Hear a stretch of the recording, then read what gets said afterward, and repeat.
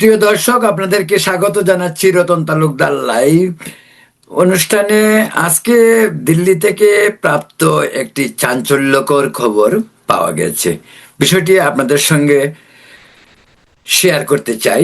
সেটি হলো, আপনারা জানেন গত এক সপ্তাহ আগে প্রধানমন্ত্রীর তথ্য উপদেষ্টা তিনি দিল্লি গিয়েছিলেন। দিল্লি বিমানবন্দরে তাকে প্রায় 2 ঘন্টার উপর আটকে রাখা হয়। বিভিন্ন প্রশ্নের সম্মুখীন হন তিনি সেখানে। ডক্টর জাহিদুর রহমান তার ভাষ্য অনুযায়ী, যে বিষয়টি বাংলাদেশের পত্রপত্রিকায় এসেছে, ভারতের পত্রপত্রিকায় এসেছে, দু দেশে দু ধরনের ভাষ্য আমরা লক্ষ্য করেছি।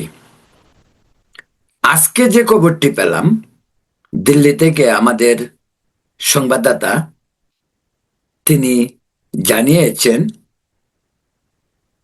ভারতের গোয়েন্দা সংস্থাগুলি, বিশেষ করে বাংলাদেশ নিয়ে ভারতের এক্সটার্নাল অ্যাফেয়ার্স মিনিস্ট্রিতে যে ডেস্ক রয়েছে, সেই ডেস্কের উদ্ধৃতি দিয়ে নাম প্রকাশ না করার শর্তে একজন কর্মকর্তা বলেছেন,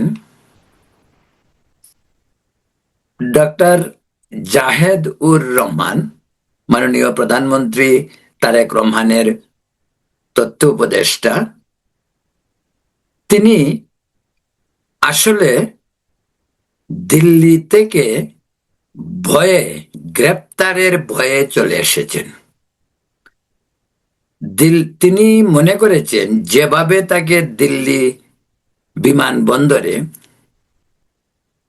জেরা করা হয়েছে, বিভিন্ন প্রশ্নে জর্জরিত করা হয়েছে, তাতে তিনি নার্ভাস ফিল করেছেন।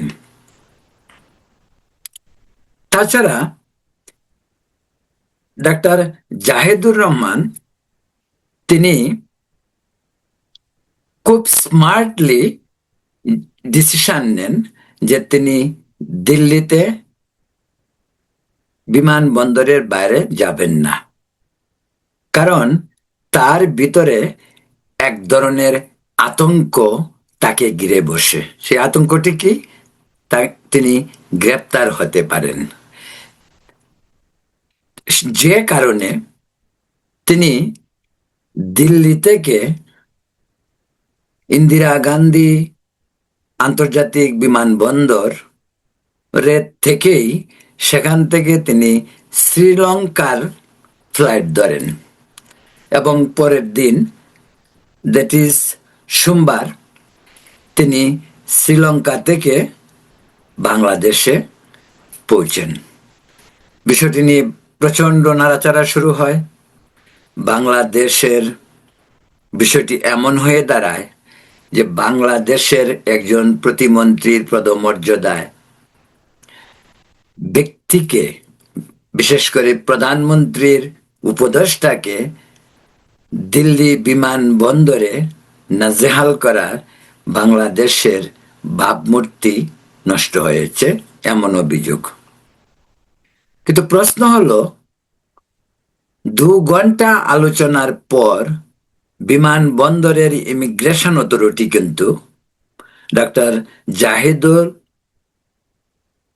রহমানকে ছাড়পত্র দিয়েছিলেন ঢোকার জন্য। তিনি যে ডেলিগেটের নেতৃত্ব দিয়েছিলেন, তারা ডেলিগেটে বোধহয় আরো যে সদস্যরা ছিল, তারা কিন্তু একে একে সকলেই চলে যায়। বাংলাদেশের যে হাই কমিশনার দিল্লিতে, তিনিও কিন্তু ইন্দিরা গান্ধী এয়ারপোর্টে ছিলেন। ডক্টর জাহিদুর রহমান তিনি ইমিগ্রেশন কর্মকর্তাদের ছাড়পত্রের প্রতি আস্থা না রেখে ভিতরে ভিতরে ভয় এবং আতঙ্ক তাকে ঘিরে ধরে, যে কারণে তিনি ইনস্ট্যান্ট যে ডিসিশনটি নেন সেটি হলো দিল্লিতে প্রবেশ না করে বাংলাদেশে চলে আসা, এবং যথারীতি তিনি চলেও এসেছেন। এসে তিনি যেটা বললেন সেটা এক ধরনের নাটক। তিনি বললেন যে তাকে যেভাবে অপমান করা হয়েছে, তিনি খুব অপমানিত হয়েছেন। তিনি মনে করেন একজন বিশেষ ব্যক্তি হিসেবে তার উপর যে ধরনের আচরণ করা হয়েছে সেটি এক ধরনের দেশের উপরেই আঘাত, যে কারণে তিনি ফেরত এসেছেন। কিন্তু আসলে এটি ঠিক নয়। তিনি গ্রেপ্তার আতঙ্কে ভয় পেয়ে আসলে দিল্লিতে ঢুকেননি। প্রিয় দর্শক, ব্যাপারটা এরকম, ডক্টর জাহেদ গিয়েছিলেন দিল্লিতে একটি আন্তর্জাতিক সভায় বা সেমিনারে। সেটি ছিল ওয়াসান রিম অ্যাসোসিয়েশন। ভারত মহাসাগরকে ঘিরে যে সমস্ত দেশ আশপাশে, একেবারে সেই থাইল্যান্ড থেকে মায়ানমার, বাংলাদেশ, ভারত এবং পশ্চিম এশিয়ার ওমান, ইয়েমেন, আফ্রিকার মরিশাস, মালাগাসার, এই সমস্ত দেশগুলি নিয়ে এই ভারতের এই এই যে জোট, তারা প্রতি বছরই একবার মিলিত হয়। তাদের কাজটা হলো মেনলি সেটা সমুদ্র সীমানা, সমুদ্রে নিরাপত্তা। কারণ ভারত মহাসাগরের নিরাপত্তার ইস্যুটি ভারতের জন্য অনেক বড় বিষয়। আর এদিকে যখন যুদ্ধ চলতেছিল ইরান নিয়ে, টেনশন ওদিকেও রয়েছে, হরমুজ প্রণালী বন্ধ ছিল, যে বিভিন্ন কারণেই এবারের যে কনফারেন্স, সেই কনফারেন্সটি গুরুত্বপূর্ণ ছিল। কিন্তু প্রশ্ন হলো, এমন একটি অনুষ্ঠানে মন্ত্রীর পদমর্যাদায় প্রধানমন্ত্রীর উপদেষ্টাকে যাওয়ার প্রয়োজন ছিল না। বাংলাদেশের হাই লেভেল পররাষ্ট্র মন্ত্রণালয়ের যে ডিপ্লোম্যাট বা কূটনৈতিকরা রয়েছেন, তারা সেই সেমিনারটি বা সভাটিকে কভার করতে পারতেন। তারা একটি বড় ডেলিগেশন ডক্টর জাহেদ উর রহমানের সঙ্গে গিয়েছিলেন, এবং তারা যথারীতি সকলেই ইন্দিরা গান্ধী বিমানবন্দর থেকে দিল্লিতে ঢুকেছেন। বাদ সাথে শুধু ডক্টর জাহিদুর। তো জাহিদ নিয়ে এত কথা কেন, এবং তিনি কেনই বা ভয় পেলেন, এই কথাটা কিন্তু ঢাকা এসে তিনি বলেননি, বা হয়তো বলবেনও না। এবং এটি আলোচনায় আসে ঢাকার কাগজে যে সমস্ত কথা বা খবর এসেছে, সেটা যেন অনেকাংশে এরকম যে আমাদের দেশের একজন মন্ত্রী গিয়েছে আর ভারত ঢুকতে দেয়নি, ভারত মহা অন্যায় কাজ করে ফেলেছে, এই সমস্ত। এ নিয়ে আমি এর আগেও দুটি ভিডিও করেছি। আপনারা সম্ভব হলে আমার পুরান ভিডিও, মানে এক সপ্তাহ আগের ভিডিও বা 4-5 দিন আগের ভিডিও, ইচ্ছা করলে রতন তালুকদার লাইভে গিয়ে দেখতে পারেন। প্রিয় দর্শক, যে বলছিলাম যে ডক্টর জাহেদুর রহমান তিনি ঢাকা এসে যা বললেন তা বিশ্বাসযোগ্য কতটুকু সেটা তিনি নিজেই বলতে পারবেন। কারণ ঢাকার কাগজগুলিতে যে ভাষ্য তিনি দিয়েছেন তাই ছাপা হয়েছে বা মানুষ জানতে পেরেছে। কিন্তু পাশাপাশি ইন দ্য আদার হ্যান্ড ভারতীয় পত্রপত্রিকা এবং আন্তর্জাতিক দু একটি কাগজেও এই খবরটি বেরিয়েছে। সেখানে জাহেদুর রহমান ঢাকায় এসে যে বক্তব্য রেখেছেন, সেই বক্তব্যের সঙ্গে ভারতীয় কর্তৃপক্ষের যে বক্তব্য তা কিন্তু মিলে না। তো কেন তিনি ভয় পেলেন, বা তিনি কেনই আশঙ্কা করলেন যে তিনি এখানে গ্রেপ্তার হতে পারেন? প্রিয় দর্শক, জাহেদুর রহমানের সম্পর্কে আগে একটু বলি। চিরাচরিত ভারত বিরোধী একজন ইউটিউবার ছিলেন তিনি। তিনি একজন চিকিৎসক। বিএনপির পক্ষে ডক্টর ইউনূস সরকারের অন্তর্বর্তীকালীন যে সরকার ছিল সেই সরকারের পক্ষে 24শে জুলাই আন্দোলনের পক্ষে তিনি প্রতিদিনেই কথা বলতেন এবং ভারত বিরোধিতা ছিল তার সিংহভাগ জুড়ে। যেমনটি বলি, ভারতকে বিভিন্ন অশ্লীল ভাষায় ব্যঙ্গাত্মক কথাবার্তা, যেমনটি ভারত ছেঁচড়া দেশ, ভারত ইতর দেশ থেকে শুরু করে ভারত নিয়ে তিনি অনেক কাহিনী, অনেক কথাই ব্যাখ্যা করেছেন, যা ভারত বিষয়টিকে সহজভাবে নেয়নি। কেন নেবে ভাই? আজকে বিষয়টি যদি এরকম ভাবে চিন্তা করা যায় যে আমাকে যদি আপনি ব্যঙ্গ করেন, পরিহাস করেন, গুজব রটান, তাহলে আমি কি আপনাকে আদর করব? এটা কি হয়? ডক্টর জাহিদের যত ভিডিও বাংলাদেশে বসে তার নিজের ইউটিউব চ্যানেল জাহিদ টেক, সেখানে তিনি বলেছেন সমস্ত ভিডিও রেকর্ডগুলি ভারতীয় গোয়েন্দাদের কাছে ছিল এবং তিনি ছিলেন ব্ল্যাক লিস্টে। শুধু জাহিদ নয়, বাংলাদেশের বেশ কয়েকজন ইউটিউবার যারা দেশে এবং ইউরোপে আমেরিকায় বসবাস করছে তাদের নামেও এই এম্বার্গো ছিল। যে কারণে ডক্টর জাহিদ যখন দিল্লি যায়, এয়ারপোর্টে তার পাসপোর্ট যখন চেক করা হয় তখন কিন্তু তার ব্যাকগ্রাউন্ড চেক করতে গিয়ে সব তথ্য বেরিয়ে আসে। এখানে একটি কথা বলি, জানি না জাহিদ সাহেব কেন এটি করেছেন। তিনি কিন্তু ডিপ্লোম্যাটিক পাসপোর্ট নিয়ে যাননি।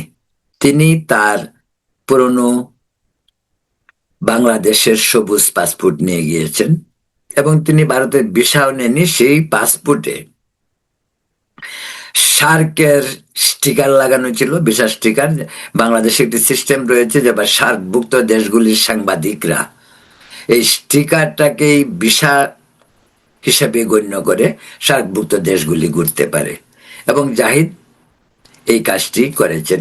কিন্তু এই একজন প্রতিমন্ত্রীর মর্যাদায় উপদেষ্টা হয়ে তিনি এই কাজটি করতে পারেন না, কিন্তু তিনি করেছেন। জানি না তিনি কেন করেছেন। তিনি হয়তো প্রমাণ করতে চেয়েছেন, তিনি হয়তো ভারতকে তেমন ভাবে গুরুত্ব দেয়নি যে ওনার কাছে পাসপোর্ট রয়েছেন, উনি যাবেন আর ভারত ওনাকে লাল কার্পেট বিছিয়ে হাতে লাল গোলাপ ধরিয়ে দেবেন। কিন্তু বিষয়টি তো এমন সোজা নয়।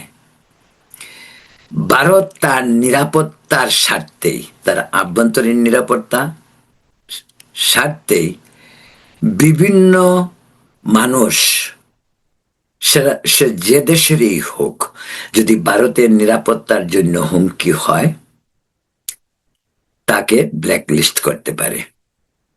এবং আরো একটি বিষয় যে তিনি একজন পদস্থ সরকারি কর্মকর্তা হয়ে প্রতিমন্ত্রীর মর্যাদায় একজন বিশেষ হাই প্রোফাইল ব্যক্তি হওয়ার পরেও তিনি ভিসা নেননি এবং তিনি তার ব্যাকগ্রাউন্ডটি নিজেও চেক করতে পারতেন, বা পররাষ্ট্র মন্ত্রণালয় বা দিল্লিতে আমাদের হাই কমিশন তারা করতে পারতেন। কিন্তু ডক্টর জাহিদ সবকিছু ইগনোর করে এক ধরনের বাহাদুরি দেখানোর জন্য তিনি গিয়েছেন।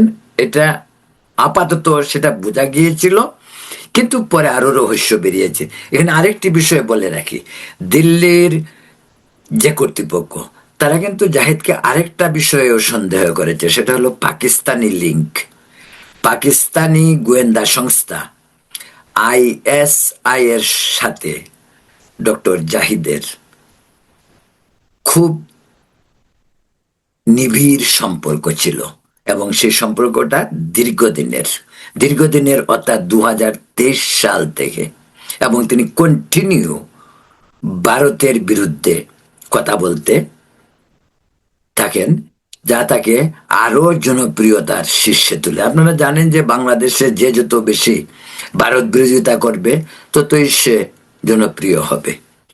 বাংলাদেশের জনপ্রিয়তার মাপকাঠিতে যখন বিবেচনা বা বিচার বিশ্লেষণ করবেন, দেখবেন যারাই ভারত বিরোধিতা করবে তারা জনপ্রিয়, সবচেয়ে বেশি জনপ্রিয়। তারপর আওয়ামী লীগ, ফ্যাসিস্ট, এসব তো অন্য কথা। কিন্তু ভারত বিরোধিতাই মূল চাবিকাঠি জনপ্রিয়তার। এবং ডাক্তার জাহিদুর রহমান তিনি খুব জেনে শুনে বুঝে অতি সন্তর্পণে তিনি সেই কাজটি করেছেন। তিনি ভেবেছিলেন যে প্রধানমন্ত্রীর উপদেষ্টা হয়ে যাচ্ছেন, তো ওরা বোধহয় উনাকে তেমন জিজ্ঞাসাবাদ বা কিছু করবে না, কিন্তু ব্যাপারটা তো উল্টো হলো। এবং এই কারণেই তিনি যখন টের পেলেন ডক্টর জাহিদ তো আর বোকা নয়, তিনি মেধাবী শিক্ষিত লোক, তিনি জানেন তিনি কি করেন, এমন তিনি কিছু তিনি করেন না যে তিনি জানেন না, তিনি সবকিছু জানেন। তিনি একজন ভারত বিরোধী ব্যক্তি, সেটা তিনিও জানেন, দেশের মানুষও জানে, ভারতও জানে। তাই ঘটনাটা কি হইতে পারে সেটি হয়েছে। প্রশ্ন হলো তারেক রহমানের উপদেষ্টা হয়ে সরকারই কিভাবে তাকে, তার ব্যাকগ্রাউন্ড তো সরকারেরও জানা, সেখানে পাঠালো কোনো গ্রাউন্ড ওয়ার্ক না করে। তার উপর এম্বার্গো যদি ছিল, সরকার কেন সেটাকে পররাষ্ট্র মন্ত্রণালয়ের মাধ্যমে ক্লিয়ারেন্সটি যাওয়ার আগেই নেয়নি? আরো একটি বিষয়টা আমি ব্যক্তিগতভাবে বলবো, মাননীয় প্রধানমন্ত্রী তারেক রহমান কেন এই ধরনের একটি আন্তর্জাতিক সম্মেলনে, যে বিষয়টি ডাক্তার জাহিদুর রহমানের কর্মকাণ্ডের আওতায় নেই, সেটা হইতে পররাষ্ট্র মন্ত্রণালয় করতে পারতো, সেটা করতে পারতো সীমানা বা সমুদ্র সীমা বা সমুদ্র নিয়ে যারা গবেষণা করে সরকারের ভিতর, তাদেরকে সেখানে পাঠানো যেত। কিন্তু জাহিদ কেন?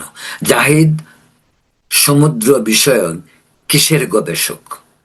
তাকে তো ওখানে পাঠানোর দরকার ছিল না।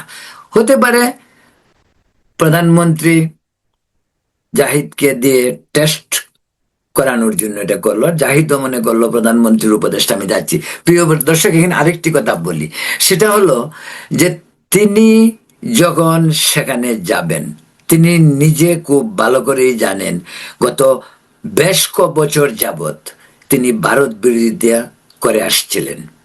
তো সেখানে তিনি চলে গেলেন, অথচ তিনি কোনো ধরনের নিজের ব্যাকগ্রাউন্ড বা কি হইতে পারে, আপনারা জানেন যে পরিবর্তিত পৃথিবীর বিভিন্ন পরিস্থিতিতে, সেটা হোক আমেরিকা, হোক ভারত, হোক ব্রিটেন, ইউরোপ, আজকাল ইমিগ্রেশনগুলি নিরাপত্তাজনিত কারণে যে অনেক কড়াকড়ি, সেটা সাধারণ মানুষও জানে।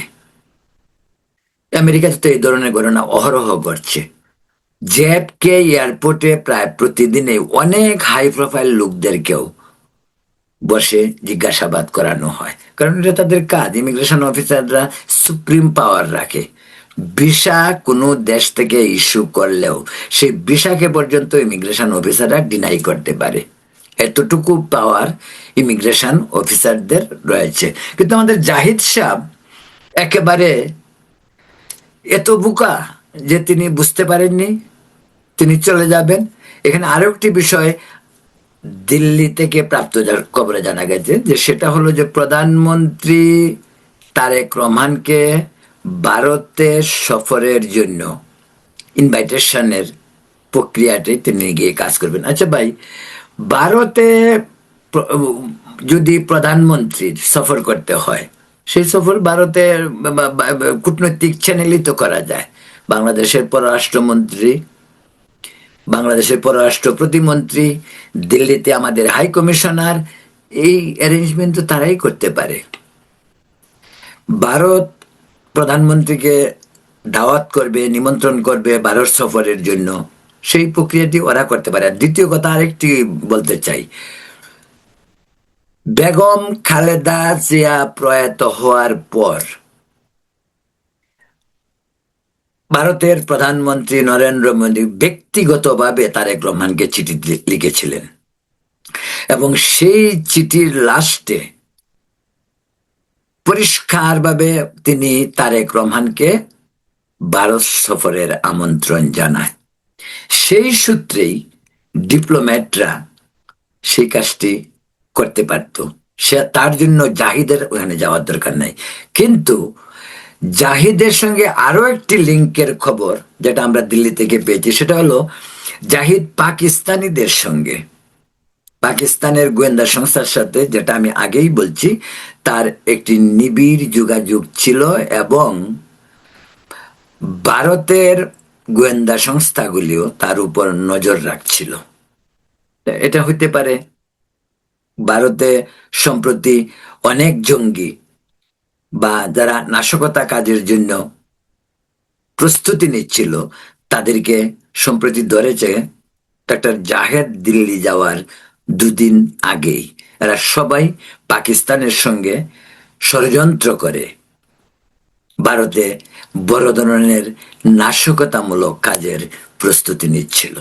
তো প্রিয় দর্শক, তো যে বিষয়টি বলছিলাম যে ডক্টর জাহিদ একজন ব্যক্তি, আর আমাদের দেশটি বিলং করে আমরা 20 কোটি মানুষ।